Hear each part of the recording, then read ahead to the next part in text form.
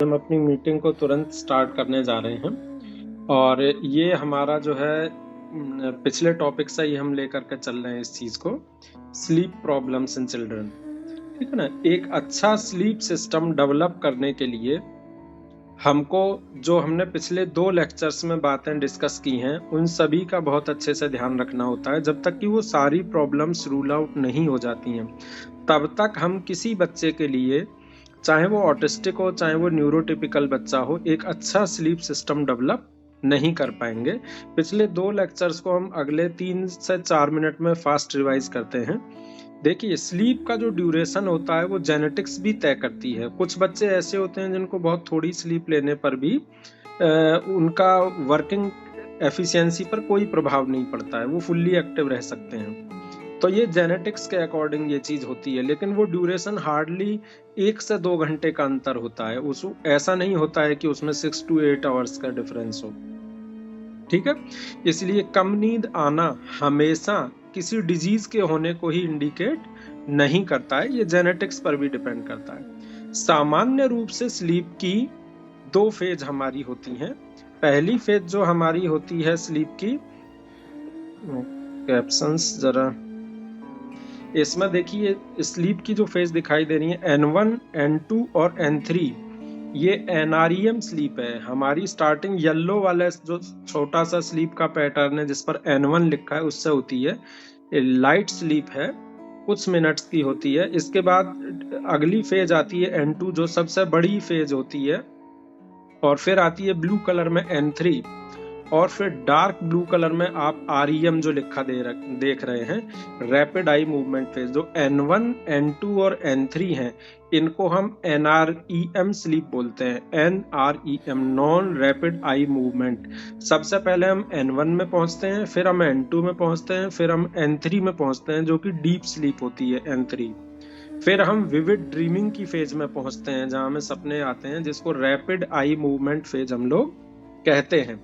तो अब इसमें जानने की इम्पोर्टेंट बात यह है कि जो हमारी REM फेज होती है वो किसी बच्चे के कॉग्निटिव फंक्शन को डिसाइड करती है। अगर बच्चे का कॉग्निटिव फंक्शन अच्छा होगा, यानी अच्छी एकेडमिक परफॉर्मेंस चाहिए, तो REM फेज की स्लीप बहुत अच्छी होनी चाहिए।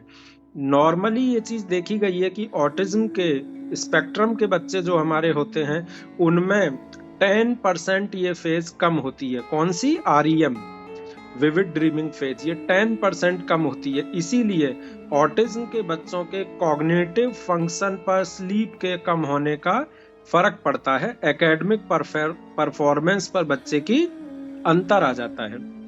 जितनी बेटर REM फेज होगी उतना ही कॉग्निटिव फंक्शन बेटर होगा। ठीक है। इसीलिए इन बच्चों में हमको स्लीप को प्रॉपर करना बहुत ज्यादा जरूरी है ताकि हम बच्चे के कॉग्निटिव फंक्शन पर पड़ने वाले प्रभाव को थोड़ा कंट्रोल कर सकें।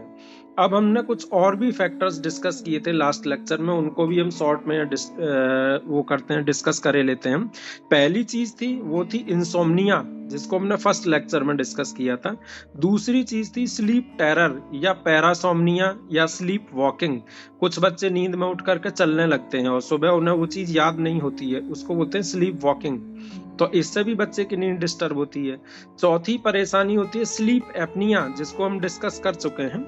पांचवी चीज थी OSD यानी ऑब्स्ट्रक्टिव स्लीप डिसऑर्डर्स, इसको भी हम डिटेल में अपने सेकंड लेक्चर में डिस्कस कर चुके हैं। छठी जो प्रॉब्लम थी वो थी कि ऑटिज्म के साथ ADHD का होना या स्लीप प्रॉब्लम्स विद ADHD। सातवीं जो चीज थी कि इन बच्चों में ऑब्सेसिव कंपल्सिव डिसऑर्डर अगर साथ में है तो स्लीप की दिक्कत आ जाएगी ऑटिज्म के बच्चों में। या आठवीं चीज थी एंजाइटी डिसऑर्डर अगर बच्चे में एसोसिएटेड है, तो हम एंजाइटी तो नहीं है, बच्चा बहुत ज्यादा एंजाइटी में तो नहीं रहता है, तो बच्चे को स्लीप के इश्यूज ज्यादा रहेंगे। नवा पॉइंट था जो हमें रूल आउट करना था, वो था बेड वेटिंग। अगर बच्चा बेड वेटिंग कर रहा है तो फिर उसकी नींद डिस्टर्ब होगी, ये भी हम डिटेल में डिस्कस कर चुके हैं। 10वीं परेशानी थी हमारी रेस्टलेस लेग सिंड्रोम। इसमें बच्चे हर समय अपने पैर को हिलाते रहते हैं शुरुआती दौर में नींद के, तो प्रॉपरली उनको नींद नहीं आती है। फिर था हमारा रिदमिक मूवमेंट डिसऑर्डर। इसमें क्या होता है, बच्चे सोने के 15 से 20 मिनट तक अपने हाथ और पैर, पूरी बॉडी को आगे पीछे करते रहते हैं, तो इसलिए नींद की स्टार्टिंग ही नहीं हो पाती है। यहाँ हाथ भी हिलता रहता है बच्चों का, पैर भी हिलते रहते हैं। रिदमिक मूवमेंट डिसऑर्डर होने पर भी इनिशिएशन जो होता है स्लीप का वो पुअर होता है बच्चे का। 11वीं जो इम्पोर्टेंट चीज हमने डिस्कस की थी वो थी मेलेटोनिन हार्मोन की कमी। अब मेलेटोनिन की कमी के लिए हमको क्या करना था, सनलाइट एक्सपोजर लेना जरूरी था, क्योंकि विटामिन डी क्या करता है, मेलेटोनिन हार्मोन के प्रोडक्शन को कंट्रोल करता है, और मेलेटोनिन क्या करता है, हमारे स्लीप वेक साइकिल को कंट्रोल करता है। तो सूर्य की रोशनी इसीलिए जरूरी है, सूर्य की रोशनी से विटामिन डी मिलेगा और उससे हम इन सब चीजों को कर पाएंगे। ठीक है, तो इस तरह से हमने देखा था इन सारी चीजों को। 12वां पॉइंट था हमारा एसिड रिफ्लक्स। तो कुछ बच्चे ऐसे होते हैं जो अत्यधिक स्पाइसी फूड लेते हैं, बहुत ज्यादा स्पाइसी फूड कुछ बच्चे लेते हैं, ठीक है ना।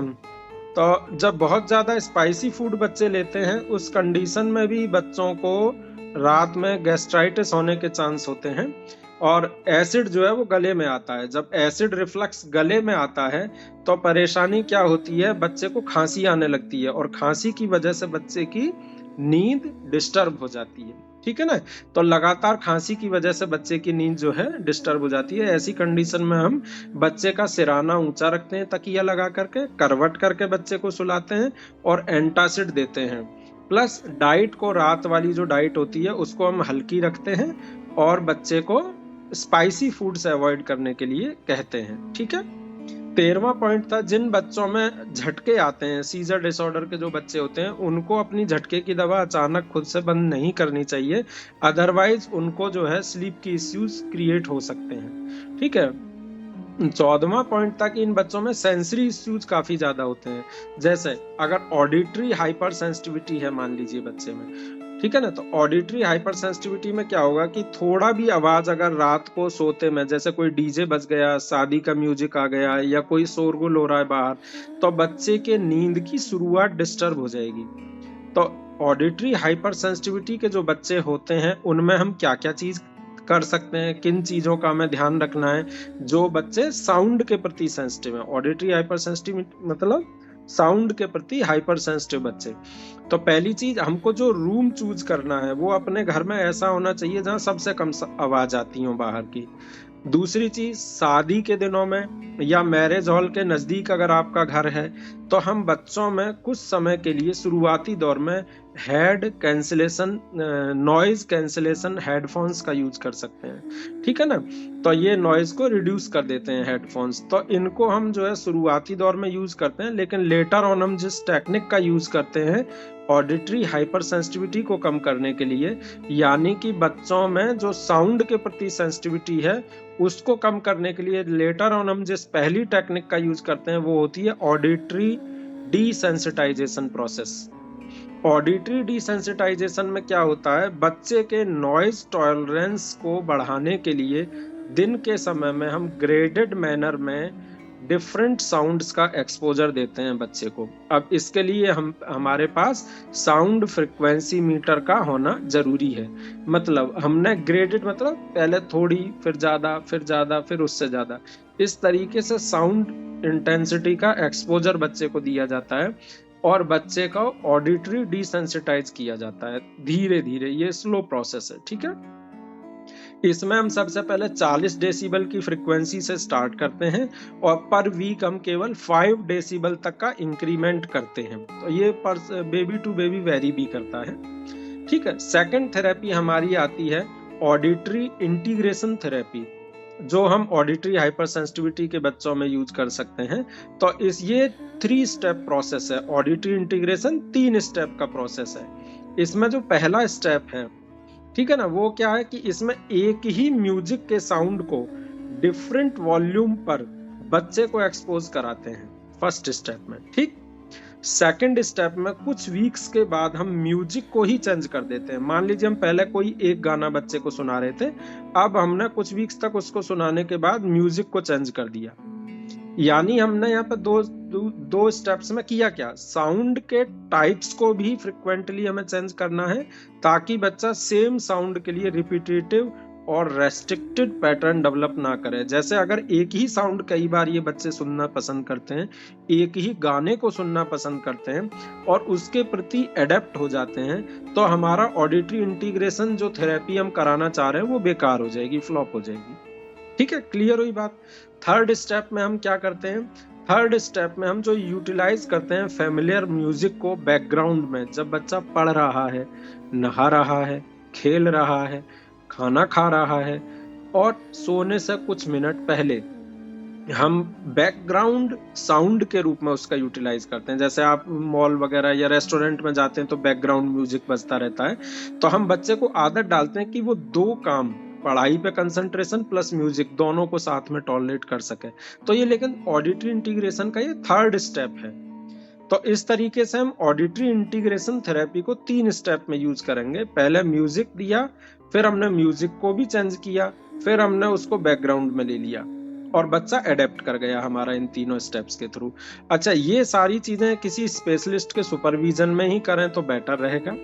नेक्स्ट टेक्निक को हम डिस्कस करते हैं, जिसको हम ऑडिटरी हाइपर सेंसिटिविटी में यूज करते हैं। वो आती है हमारी सेंसरी डाइट का यूज करना। सेंसरी डाइट कोई खाने की वस्तु नहीं है, कोई खाने की डाइट चार्ट नहीं है। इसमें बहुत सारी सेंसरी एक्टिविटीज बच्चे को कराई जाती हैं डिफरेंट टाइमिंग्स पर, डिफरेंट सेटिंग्स में, मतलब घर पर, मॉल में, स्कूल में, बाजार में, डिफरेंट टाइप की स्ट्रेटजी हम अप्लाई करते हैं बच्चे के ऊपर, ठीक है ना। तो जैसे कि फॉर एग्जांपल स्कूल में हम क्या कर सकते हैं, ऑडिटरी डिसेंसिटाइजेशन के लिए, ऑडिटरी इंटीग्रेशन के लिए बच्चे को प्रेयर में पार्टिसिपेट हम करा सकते हैं, क्योंकि वहां शोर होता है तो बच्चा भागने की कोशिश करेगा, ठीक है।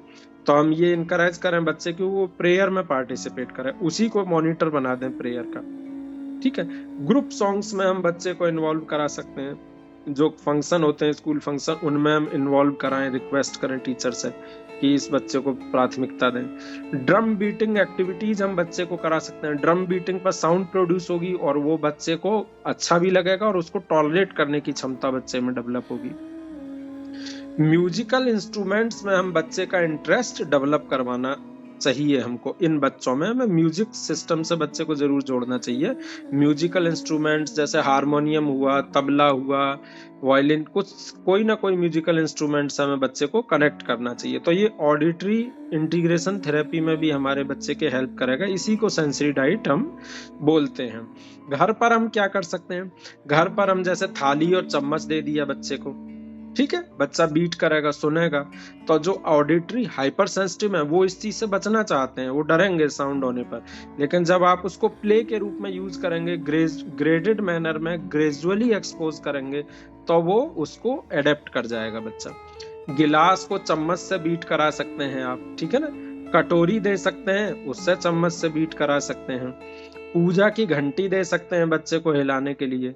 प्लास्टिक का बॉक्स ले लेंगे, उस पर लकड़ी की चम्मच, स्टील की चम्मच, प्लास्टिक की चम्मच, इन सब से बीटिंग कराने शुरू करा सकते हैं। तो डिफरेंट इंटेंसिटी की साउंड को प्रोड्यूस बच्चे के ही द्वारा हम करा रहे हैं और बच्चे के ही थेरेपी के फॉर्म में ये चीज हम करा रहे हैं। ग्रेजुअल मैनर में बच्चे को हम डिफरेंट साउंड इंटेंसिटी को दे रहे हैं। जब हम प्लास्टिक की चम्मच से पीटेंगे बॉक्स को तो अलग इंटेंसिटी की साउंड होगी, स्टील से अलग होगी, लकड़ी की चम्मच से अलग इंटेंसिटी की साउंड प्रोड्यूस होगी। तो डिफरेंट फ्रीक्वेंसी की साउंड से हम बच्चे को एक्सपोज करते हैं, ठीक है।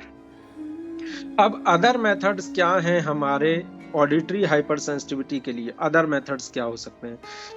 देखिए, सबसे इम्पोर्टेंट चीज ये ध्यान रखना है कि ज्यादातर लोग क्या करते हैं कि ईयर प्लग्स बच्चे को देते हैं। जैसे ही वो बाहर जाना है बच्चे को लेकर के, तो ईयर प्लग्स या स्ट्रॉन्ग ईयर डिफेंडर्स जो कि टोटली कट कर देते हैं साउंड को, उनको पेरेंट्स बच्चे को दे देते हैं, कान पे लगा देते हैं। बच्चे को बाहर की कोई भी साउंड नहीं आती है और बच्चा कूल मैनर में सारी चीजों को करता रहता है। वो पार्टी भी अटेंड कर लेगा, वो डीजे भी अटेंड कर लेगा, वो म्यूजिक पार्टी भी अटेंड कर लेगा। लेकिन अब आपको यहाँ पे ये समझना है कि ये चीज बच्चे के लिए हार्मफुल है। क्यों? क्योंकि हमने बच्चे की सेंसिटिविटी को और ज्यादा बढ़ा दिया। अब ये बच्चा जो हाइपर सेंसिटिव था और ज्यादा हाइपर सेंसिटिव हो जाएगा।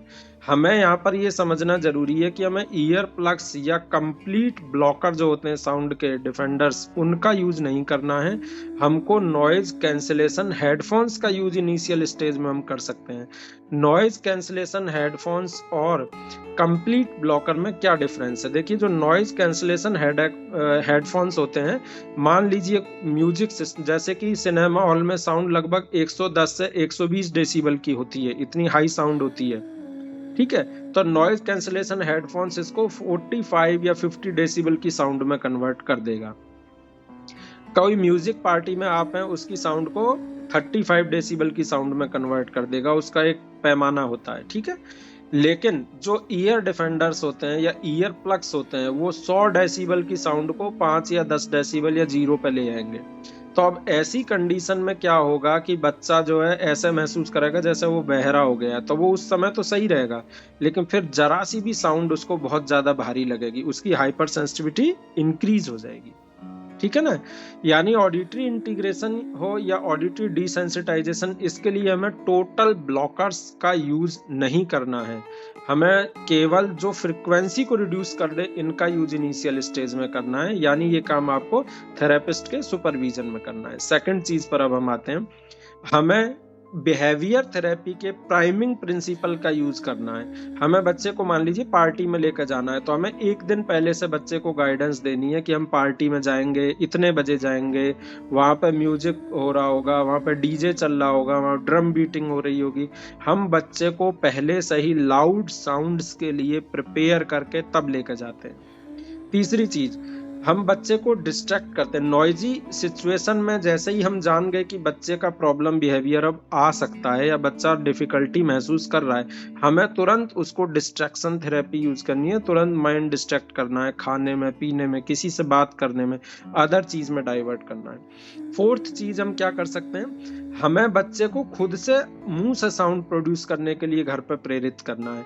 जैसे कि वो डॉगी की साउंड निकाले, वो कैट की साउंड निकाले, वो आउल की साउंड निकाले, और हमें उसको अप्रिशिएट करना है। वो डिफरेंट साउंड डिफरेंट इंटेंसिटी पर निकालेगा, तो खुद उस साउंड को सुनकर उसका टॉलरेंस पावर इंक्रीज होगा, ठीक है। ईयर मफ्स हुआ, हेडफोन्स हुए और टाइट हैट हुआ, इनका यूज हम जरूरत के हिसाब से, जो मैंने अभी तरीके बताए उनके हिसाब से कर सकते हैं। हम टाइट हैट का भी यूज कर सकते हैं साउंड को कम करने के लिए।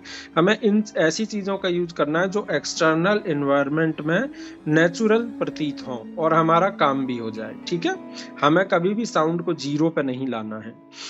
दूसरी चीज, हमें बच्चे से सॉफ्ट मैनर में बात, देखिए अक्सर ऑटिज्म एडीएचडी के बच्चे होते हैं कि उनके पीछे दौड़ते दौड़ते पेरेंट्स भी चिल्लाना शुरू कर देते हैं, उनकी भी साउंड टोन, उनकी भी फ्रिक्वेंसी 100 डेसिबल पहुंच जाती है, समझ रहे हैं। बुरा मत मानिएगा, आप सभी पेरेंट्स ही हैं यहाँ पर।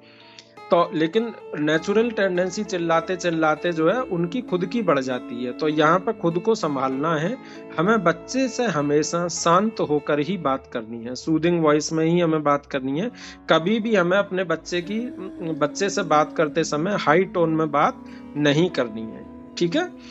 तीसरा चीज, एक विजुअल स्केल होता है। अगर बच्चा जो है, उन बच्चे को ट्रेनिंग दी जाती है रेड, ब्लू, ग्रीन कलर, तो हमने बच्चे को एक स्केल दे दिया जिसमें रेड, ग्रीन, ब्लू कलर लगा हुआ है। अब हम बच्चे को पार्टी में लेकर जा रहे हैं, हम बच्चे को ट्रेनिंग पहले ही देंगे कि अगर आपको ये महसूस हो, अच्छा महसूस हो, तो आप ग्रीन पे उंगली रख के मुझे बताना।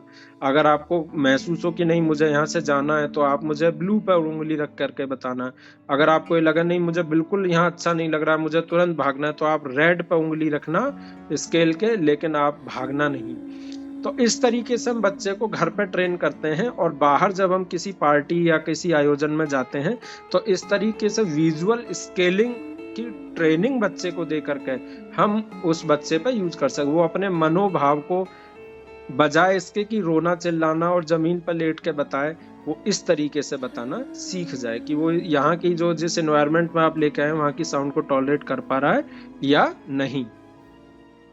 अब हम नेक्स्ट पॉइंट पर चलते हैं, वो है हमारा विजुअल हाइपर सेंसिटिविटी का पॉइंट। थोड़ी सी भी रोशनी अगर सोते समय बच्चे को लग गई तो वो उसको बर्दाश्त नहीं कर पाएगा, इसीलिए हम उसको विजुअल हाइपर सेंसिटिविटी बोल रहे हैं बच्चे को। तो यानी हमारा कमरा पूरी तरह से डार्क होना चाहिए। अगर लाइट भी हमारे कमरे में लगी हो तो विजुअली हाइपर सेंसिटिव बच्चों में ध्यान रखना है कि एक तो बहुत ज्यादा डिम लाइट नहीं होनी चाहिए, एक खराब लाइट टिम टिम टिम टिम कर रही है लाइट, है ना, तो ना तो लाइट की क्वालिटी खराब होनी चाहिए और ना ही लाइट एकदम डिम होनी चाहिए। ऐसा तेज रोशनी से तो आप जानते हैं कि हाइपर सेंसिटिविटी है, लेकिन बहुत ज्यादा जो लो लाइट्स होती हैं वो भी बच्चे को हाइपर सेंसिटिविटी क्रिएट कर सकती हैं, मेंटल कंफ्यूजन क्रिएट कर सकती हैं। तो दोनों ही लाइट्स का हमें ध्यान रखना है, ठीक है। और खराब लाइट तो होनी ही नहीं चाहिए बच्चे के रूम में। अब हमारा नेक्स्ट पॉइंट आता है ऑब्स्ट्रक्टिव स्लीप डिसऑर्डर। इसको हमने डिस्कस किया था। इसमें होता क्या है, जैसे सोते समय हमारा सांस कुछ सेकंड के लिए रुका, जितने समय के लिए हमारा सांस रुका हमारी बॉडी में ऑक्सीजन क्या हो गई, एकदम से कम। जब ऑक्सीजन हमारी एकदम से कम हो जाएगी तो जो हमारी आंख है उसमें जो ऑप्टिक नर्व है जिसकी वजह से हम देख पाते हैं वो क्या होती है, उसको भी ऑक्सीजन सप्लाई कम मिलती है। जब उसको ऑक्सीजन सप्लाई कम मिलती है तो आंख में पेन होता है, आंख ड्राई होने के चांसेस होते हैं और पानी आ सकता है आंख से। तो ये तीन चीजें इस वजह से हो सकती हैं ऑब्स्ट्रक्टिव स्लीप डिसऑर्डर के बच्चों में। तो अब इसमें करना क्या है, ओएसडी का ट्रीटमेंट करने के साथ साथ सिराना ऊंचा करना, करवट करके लेटना, जिस वजह से ओएसडी है उसको ट्रीट करना डॉक्टर से परामर्श लेकर। और फिर हम जब आईज ड्राई हो जाती हैं तो बच्चा सो नहीं पाएगा, ठीक है ना, पेनफुल आई हो जाएगी। तो artificial tear drop, tear plus वगैरह आपने डॉक्टर के सजेस्ट करके आप आर्टिफिशियल टीयर ड्रॉप्स का यूज बच्चे में कर सकते हैं। तो कई बार ऐसा होता है हम समझ ही नहीं पाते हैं कि बच्चे की आईज ड्राई हैं, वो बार बार खुजली कर रहा है आंख को, उसको आंख में दर्द हो रहा है और इस वजह से उसको नींद नहीं आती है। अक्सर ये चीज हम ओएसडी के बच्चों में देखते हैं, ठीक है।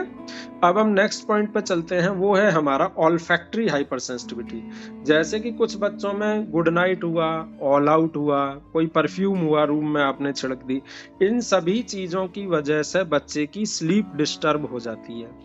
तो जो ऑल्फैक्टरी हाइपर सेंसिटिव बच्चे होते हैं, स्मेल के प्रति सेंसिटिव बच्चे होते हैं, वहां मदर को परफ्यूम का यूज नहीं करना, हार्ड परफ्यूम्स का।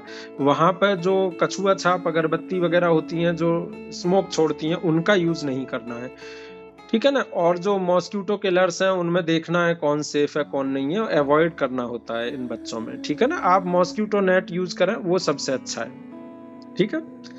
अब हम नेक्स्ट हाइपर सेंसिटिविटी पर जाते हैं, वो है टेक्टाइल हाइपर सेंसिटिविटी। इन बच्चों में बेडशीट किस प्रकार की है, ठीक है ना, चुभने वाली बेडशीट होगी तो ये सोएंगे ही नहीं, बहुत ज्यादा स्मूथ होगी, एकदम चिकनी होगी, अलग कपड़े की बनी, तब भी नहीं सोएंगे।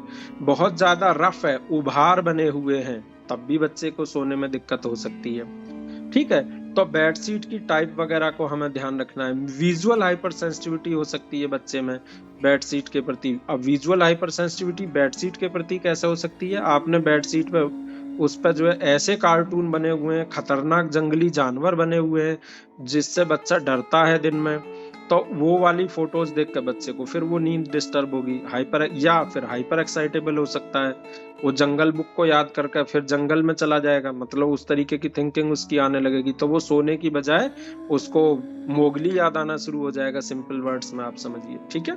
तो हमको इन सारी चीजों का ध्यान रखना है। शाइनिंग कलर किसी भी बेडशीट का किसी भी विजुअली हाइपर सेंसिटिव बच्चे को एक्साइटमेंट दे सकता है, बहुत ज्यादा शाइनिंग कलर की बेडशीट है तो उसके स्लीप ऑनसेट में, स्लीप की शुरुआत में ही उसको दिक्कत शुरू हो जाएगी, स्लीप ऑनसेट में प्रॉब्लम हो जाएगी इस वजह से।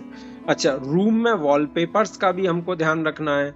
ये वॉलपेपर्स जो रूम के लगाए जाते हैं वो बेसिकली हमको अपनी नीड के अकॉर्डिंग नहीं लगाने हैं, हमको बच्चे की सेंसरी नीड के अकॉर्डिंग लगाने हैं।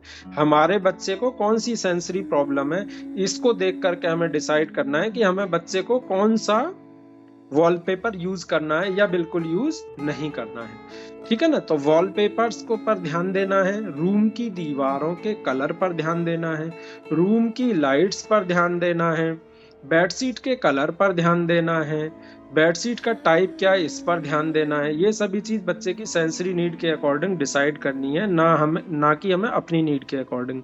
रूम का टेम्परेचर क्या होना चाहिए, हमें ऐसे पंखे या कूलर किसी तरह यूज करने से पहले प्री डिसाइडेड होना चाहिए कि क्या यूज करना है, ठीक है।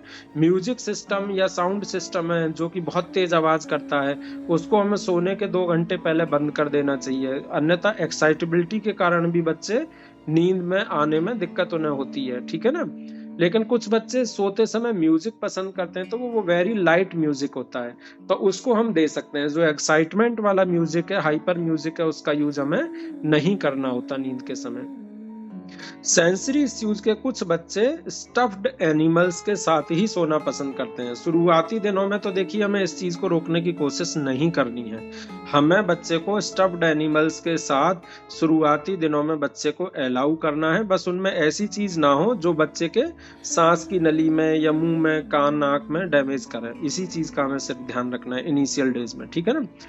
हमको बच्चे के लिए सॉफ्ट पिलो का यूज करना है, और प्रिंट जो है पिलो के ऊपर वो बच्चे की चॉइस के अकॉर्डिंग रखना है, जो बच्चा लाइक करता हो, ठीक है ना।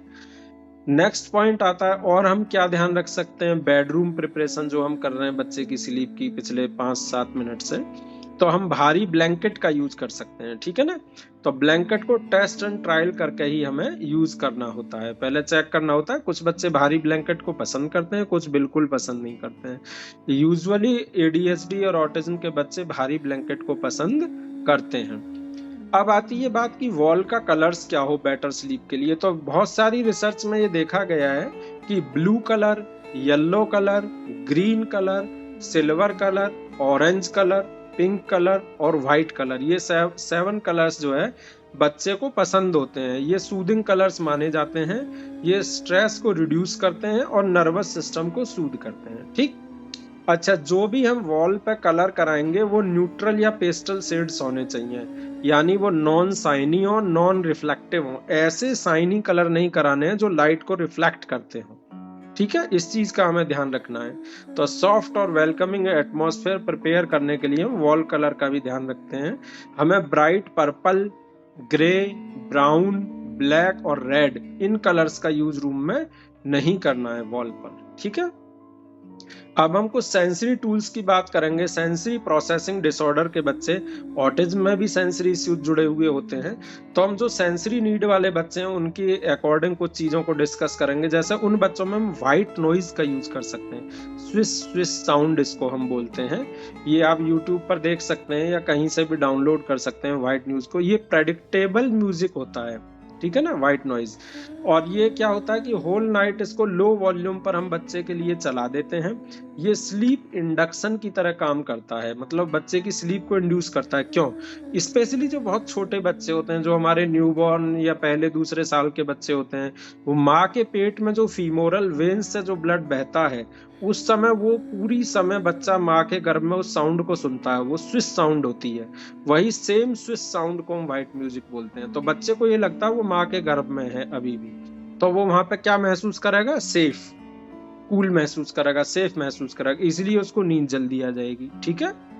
दूसरी चीज वेटेड ब्लैंकेट, तो इसमें टेस्ट एंड ट्रायल करना है हमें वेटेड ब्लैंकेट के लिए। तीसरा आता है सॉफ्ट एंड स्टफ टॉयज, तो ये हम डिस्कस कर चुके हैं।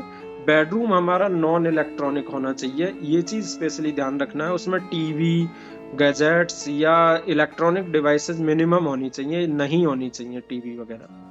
हमें ब्लू लाइट अवॉइड करना है। मोबाइल है और टीवी है, ये बेडरूम में कोशिश करना चाहिए कि ये बंद रखें या इनका यूज ना करें, क्योंकि इनसे जो ब्लू लाइट निकलती है वो मेलेटोनिन हार्मोन के प्रोडक्शन को कम कर देती है, यानी हमारी नींद को कम कर देती है। इसीलिए मोबाइल और टीवी सोने से 1 घंटे पहले पूरी तरह से आपको अपने बंद कर देने हैं। आपको अपने बेडरूम में इन दोनों चीजों को अवॉइड भी करना है। मोबाइल को आपको रखना भी पड़े तो साइलेंट करके या बंद करके ही रखना है। होता क्या है, एक स्क्रॉलिंग सिंड्रोम है, हम लोगों को आदत पड़ गई है ऐसे ऐसे फिंगर को चलाते रहने की पूरे समय, ठीक है ना। और ये क्या होता है, हम लोग इतने आदी हो चुके हैं मोबाइल के कि स्क्रॉलिंग सिंड्रोम हम लोगों को हो चुका है। अगर हम मोबाइल को बंद कर दें जरा सी देर के लिए तो हमको फोमो हो जाता है, फियर ऑफ मिसिंग आउट। ये लगता है जैसे कोई महत्वपूर्ण खबर या कोई न्यूज हमसे छूट ना जाए, तो हम हर समय स्क्रॉलिंग करते रहते हैं, हर समय स्क्रॉलिंग करते रहते हैं। इससे क्या होता है कि एक तो हम ब्लू लाइट से एक्सपोज होते हैं, दूसरी चीज क्या होती है, स्क्रॉलिंग सिंड्रोम की वजह से आपका रूटीन पूरा डिस्टर्ब होता है।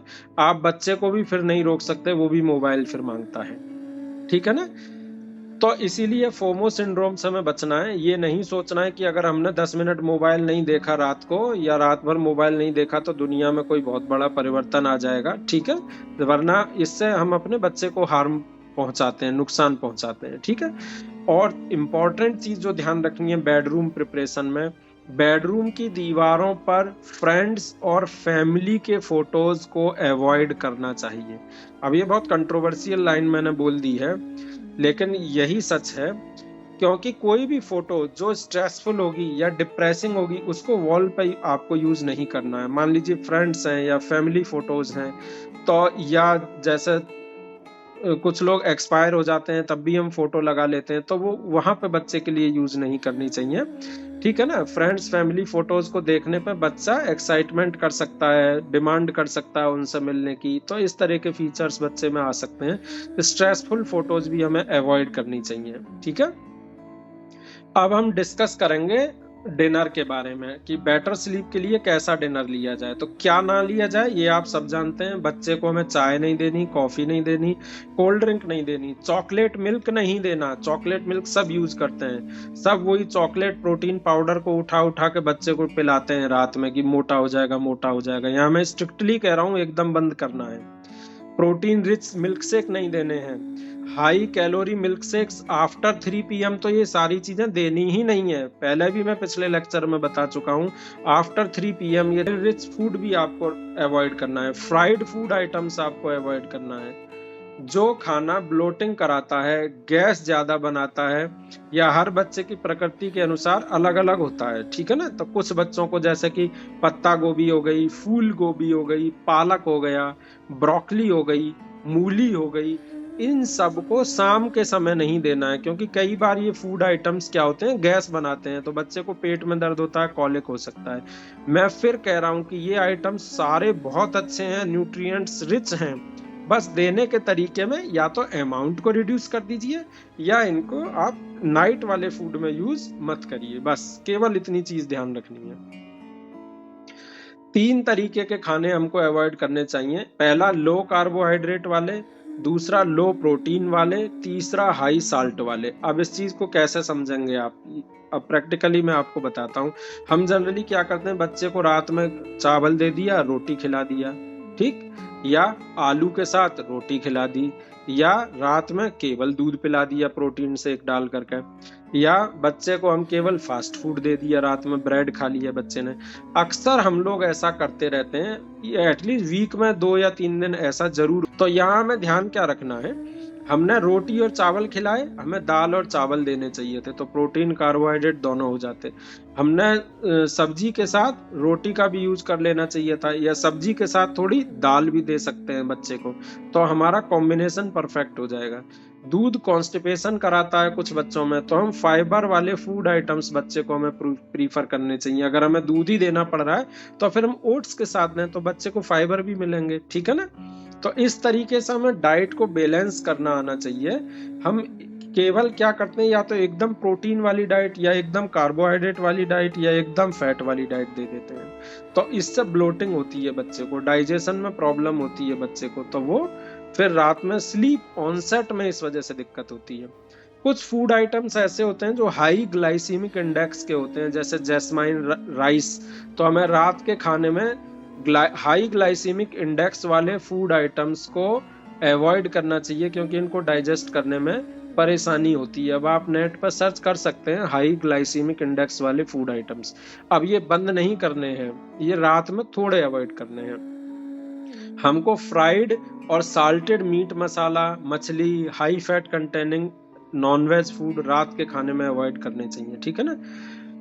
तो अब हम चलते हैं बेटर स्लीप के लिए एक्सरसाइज वाले पार्ट पर, ठीक है ना। ये एक सामान्य सी बात है कि जो बच्चे एक्सरसाइज करते हैं उनको गहरी नींद आती है। अब हम एक्सरसाइज की बात करेंगे। देखिए, ये एक सामान्य सी बात है कि जो बच्चे एक्सरसाइज करते हैं उनको गहरी नींद आती है। इसीलिए हमको अपने स्पेशल चिल्ड्रन को डे टाइम एक्टिविटी में इंगेज ज़रूर करना चाहिए। एक्टिविटी फिजिकल होनी चाहिए और विगरस एक्टिविटी हम पर डे 1 आवर बच्चे को ज़रूर करानी चाहिए, जैसे भागना, दौड़ना, एक्सरसाइज करना, ठीक है ना।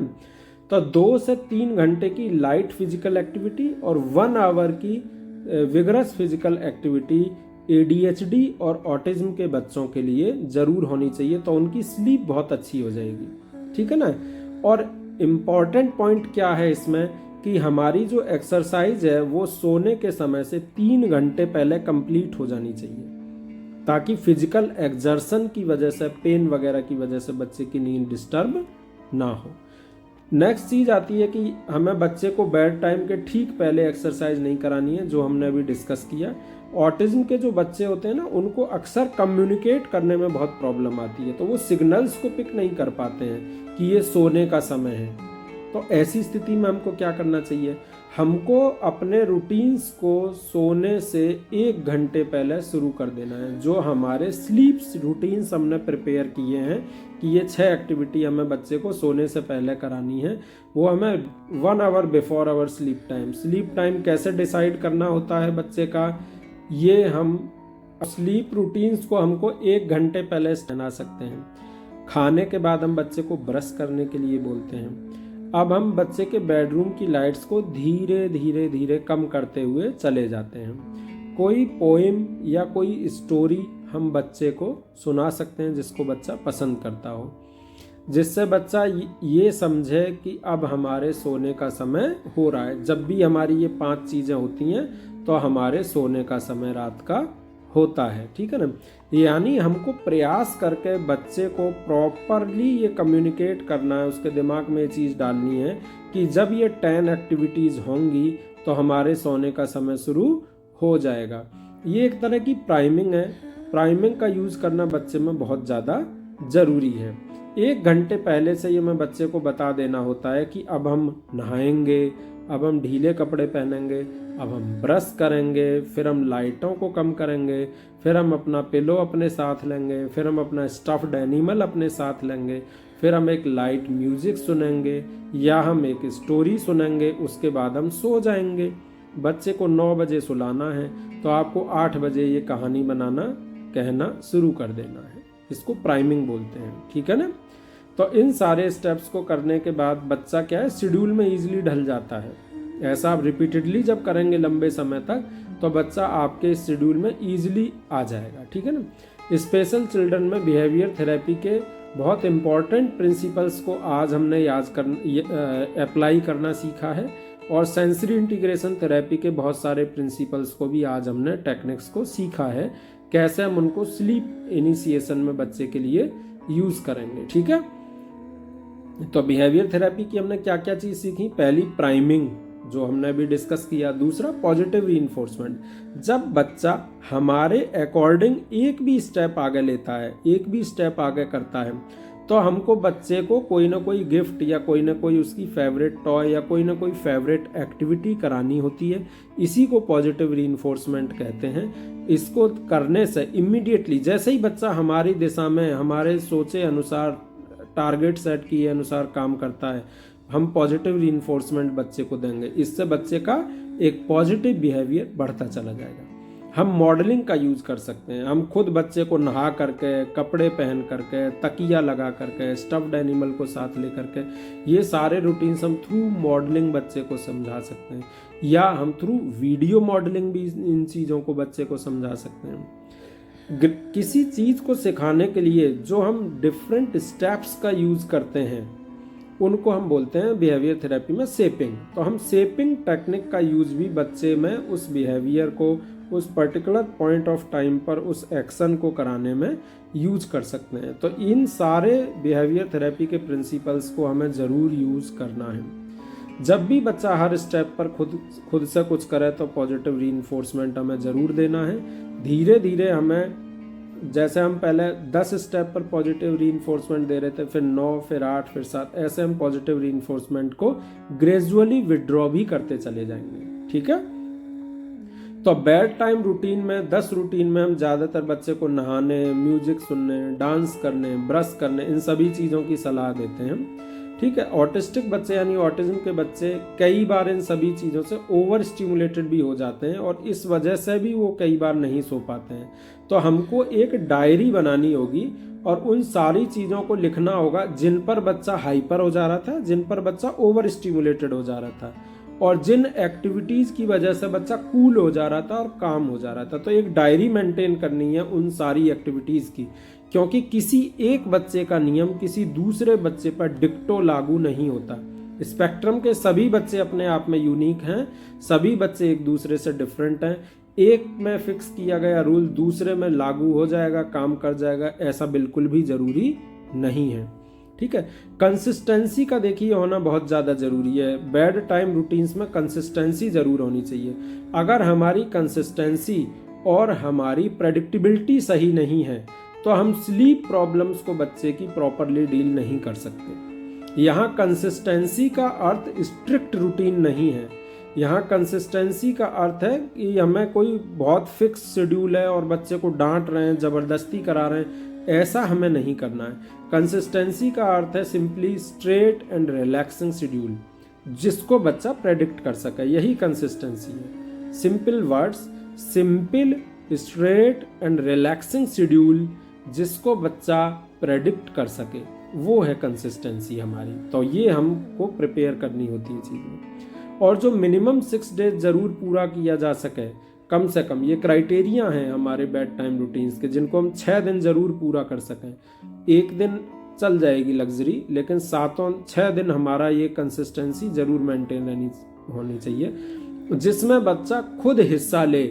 ऐसी हमें टेक्निक का यूज़ करना है। तो predictability, consistency straight and simple schedule के साथ होनी चाहिए, स्ट्रिक्टनेस के साथ नहीं होनी चाहिए। स्ट्रिक्टनेस को अगर आप ले आएंगे तो प्रॉब्लम बिहेवियर बच्चे की बढ़ जाएगी। बेड टाइम रूटीन के ये फीचर्स बहुत इंपॉर्टेंट हैं। अगर आप इनको याद नहीं रखेंगे तो डेफिनेटली आपको सक्सेस नहीं मिलेगी। पहली चीज़ कंसिस्टेंसी, दूसरी चीज़ प्रेडिक्टेबिलिटी, बच्चा जान रहा है कि हाँ अब ये होने वाला है, अब ये होने वाला है, अब ये होने वाला है, ये प्रेडिक्शन ईजी होना चाहिए। ठीक है ना, कम्युनिकेबिलिटी होनी चाहिए, हम उसको कम्युनिकेट कर सकें, बच्चा उसको ग्रास्प कर सके जो होने जा रहा है।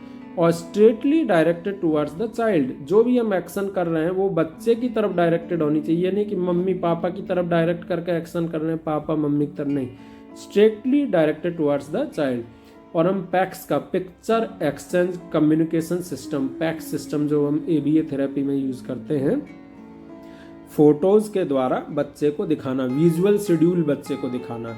जैसे देखिए बेटा, ये आपकी फ़ोटो है नहाने की, ये आपकी फ़ोटो है तौलिया से पहुंचने की, ये आपकी फ़ोटो है ब्रश करने की, ये आपकी फ़ोटो है पिलो उठाने की, ये आपकी फ़ोटो है अपना टॉय जो भी है उसको गले लगा करके सोने की।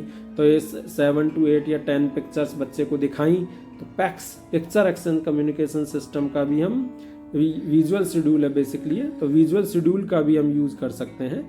और जो बच्चे लेस कम्युनिकेबल होते हैं उनमें पैक्स का भी हम यूज़ कर सकते हैं, जहाँ अफोर्डेबिलिटी हो, जहाँ इस चीज़ की नीड हो पैक्स की। तो आज के लेक्चर में हमने बहुत इंपॉर्टेंट प्रिंसिपल्स बिहेवियर थेरेपी के भी सीखे, सेंसरी इंटीग्रेशन थेरेपी के भी सीखे, और वो सारी टेक्निक्स को हमने आज डिस्कस किया है जो हमको बच्चे की स्लीप को बेटर करने में मदद करेगी। क्योंकि बच्चे की स्लीप बेटर होगी, 10% जो REM स्लीप हमारी कम हुई थी वो अगर हमारी इम्प्रूव हो जाएगी तो बच्चे के कॉग्निटिव फंक्शन बेटर रहेंगे। कॉग्निटिव फंक्शन बेटर अगर होंगे तो एकेडमिक परफॉर्मेंस अपने आप बच्चे की रिलेटिवली बेटर हो पाएगी। तो उम्मीद है कि आपको ये आज का लेक्चर समझ में आया होगा, जिसमें हमने बिहेवियर थेरेपी और सेंसरी इंटीग्रेशन थेरेपी के प्रिंसिपल्स को लेकर के स्लीप बच्चे में कैसे इंड्यूस करनी है, जिन जिन चीज़ों का ध्यान रखना है उसको डिस्कस किया। धन्यवाद। Thanks a lot.